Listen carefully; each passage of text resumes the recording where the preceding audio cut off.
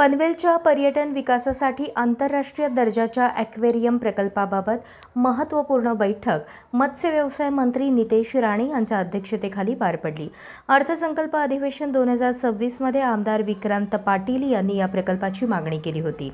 या अनुषंगाने बैठक मंत्री नितेश राणे यांनी आयोजित केली होती।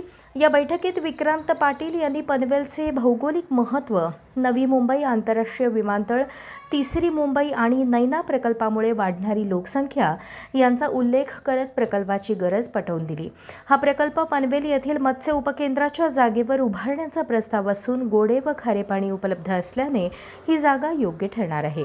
प्रकल्पामुळे पर्यटन, पर्यावरण संवर्धन, जैवविविधता अभ्यास, शैक्षणिक संशोधन आणि रोजगार निर्मितीला चालना मिळणार आहे।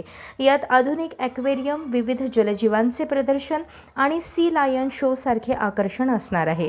मत्स्य व्यवसाय मंत्री नितेश राणे यांनी या प्रकल्पासाठी आंतरराष्ट्रीय दर्जाचे सल्लागार नियुक्त करण्याचे निर्देश दिले आहेत। दरम्यान पनवेलच्या सर्वांगीण विकासासाठी हा महत्त्वपूर्ण टप्पा ठरेल असा विश्वास आमदार विक्रांत पाटील यांनी व्यक्त केला।